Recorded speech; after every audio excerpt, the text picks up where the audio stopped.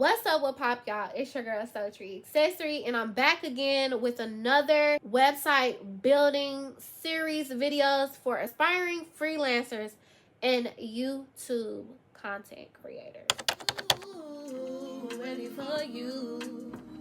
I'm ready for you. I'm ready for you. Last time, if y'all missed episode 1, make sure y'all go watch episode 1. We are on to part 2, color schemes. Colors that you constantly see here. We'll explore the importance of utilizing consistent colors, the psychology behind colors, and how to choose the perfect colors for your brand. Let's get started. You probably can't see it that well, but this is the logo right here. You have a light orange color, you have pink, you have a dark orange color, and you have white and black. Those are my brand's colors. And I have strategically laid out those colors consistently. And I even like yellow. I might throw a little yellow in there sometimes, okay? Cohesive colors helps your audience recognize your brand, makes your brand look professional and trustworthy. Just think about Google. You constantly see the same colors consistently, over and over. If y'all don't know, like, light orange is like my favorite color. I call it peach, but sometimes it look light orange, okay? And then you see me repeating these colors, the colors that are in the same color family. Repeat it on there, and then you see that pink. You see what I'm saying? So you always see these colors consistently because brand message is creativity. So how does it give creativity? You're like, how are you even choosing these colors? Well, one, I do choose colors based off of what I like. I ain't gonna lie to you because it's my brand. But actually, this is what I did one day. So if you go over to Google and you ask Google what does certain colors mean, a certain meaning. I learned this back in high school, okay? This is where I fell in love. Well, I've been fell in love with art, but like, I feel like I had more of appreciation with art in high school. Different colors have a certain meaning. Like, you see, when it's the color red, we think of stop. We think of alert. We think of hot, right? When you see the color green, we think of grass, we think of growth, we think of money. Like, things are growing. What does the color orange mean? And it says, orange is often described as an energetic color. It may call the mind feelings of enthusiasm and excitement.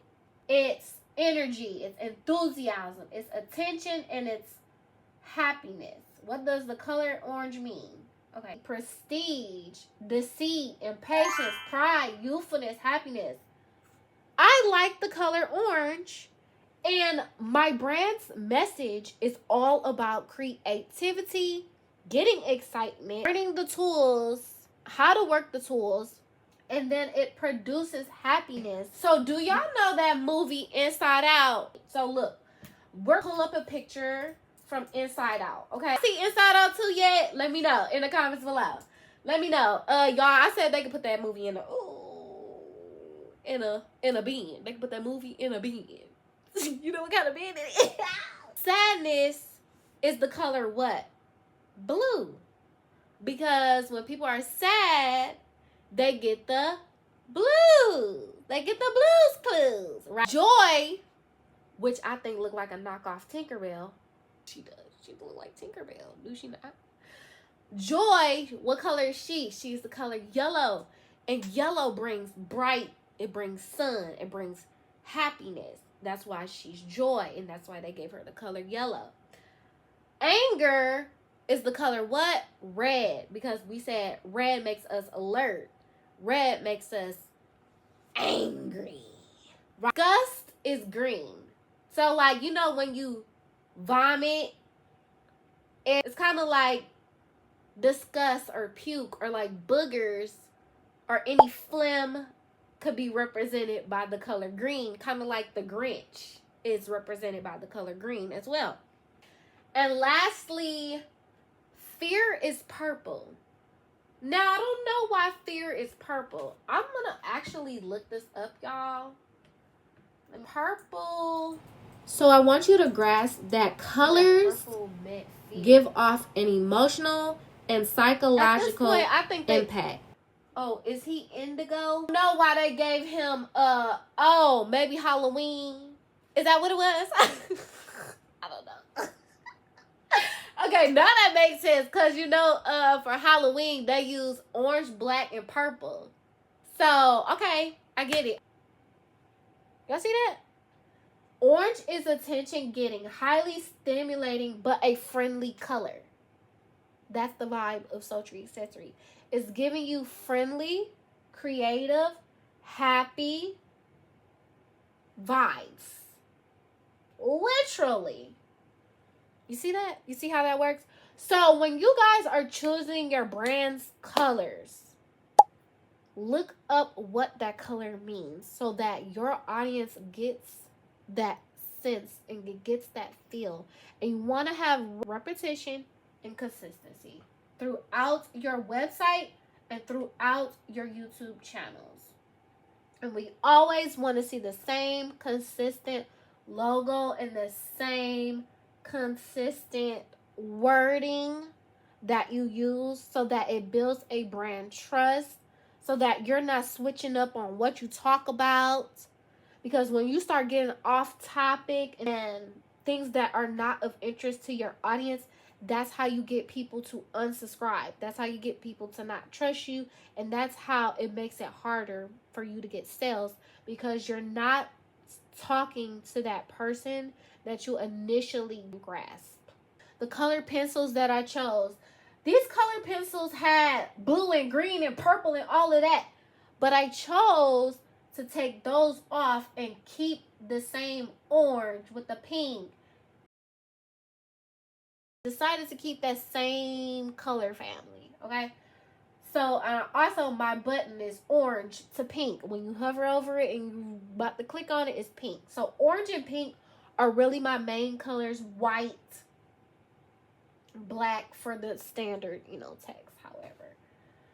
All right, so now last time we landed here, okay?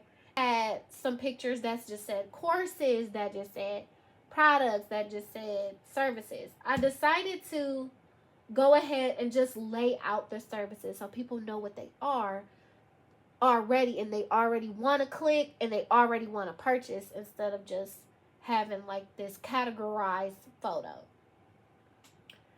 So one thing that I need to change with my website, I want some better call to actions.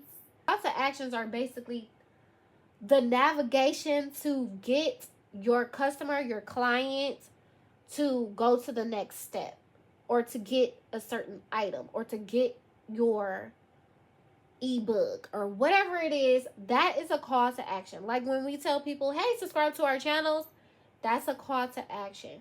Oh, leave a comment in the comment section to whatever answer or whatever question that you may have.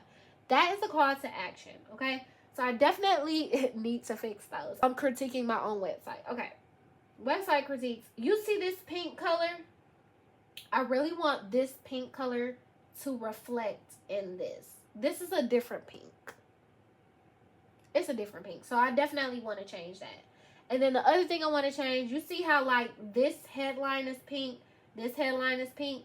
I want this to be pink as well. So we want the same consistency, okay? So it's comfortable. It feels familiar. That's what you're building. When you build a brand trust and you build those colors and they're cohesive on different platforms, you're making that person feel familiar, and people love familiarity. When you're just somebody new and somebody different, people are like, you have to build that brand's trust through cohesiveness, through brand consistency, through your brand identity. Ooh, I love how I said that. Comment below and tell me what part was really helpful that you did not know before, Okay? And then also tell me what it is that you may be having difficulties with your YouTube channel or with your website. Just like in the last video, we have design critiques for your website. We have design critiques for YouTube channels. I basically go through your website or I go through your YouTube channel and I'm pinpointing what you have done great and what you need to tweak. And I'll give you an actionable plan of what you need to tweak and why you need to tweak it. So you get a video of me critiquing it, of a personal critique. Like I say your channel name, I'm looking at it and I'm walking through with you what it is. Personal feel, right? I don't just send you over a checklist and be like, oh, this what you need. Like, no, I walk through with you what it is that you have, that like kind of how we did with this video, basically. And then I also provide that for our YouTube channel. So with the YouTube channel, I do have examples of what it entails, what it looks like. And then I'll do one with a YouTube channel so you guys have that example as well. So it makes you guys more comfortable, right, on what it is that I'm selling and if you guys want to get it yourself. Okay? And then I also have a course on how to build a link page. Some of you guys are building basic link pages and it's not really how it's not working out for you. What you may think is a link page versus what it should be. Okay. This is how people think of a link page. Like, oh, YouTube, this, and you just got these little basic links. No, you want to make it visually appealing so people want to click on those things. So it looks like you're professional. It looks like you know what you're talking about. This give off scam. Like somebody just threw something up.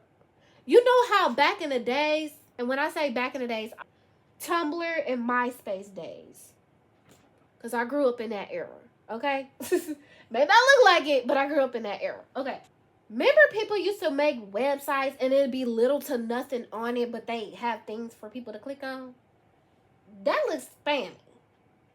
If you make it like this, with video, images, and you got the latest YouTube channel, you look established and you look like somebody I can trust and you look like you know what you're talking about. Versus somebody who got a link page that look like that. Okay, so I have a course on how to create a well thought out, captivating link page as well. If there's anything else I left off or you want to know, leave it in the comment section below. I see I'm an excellent. It's your girl, Sultri Accessori.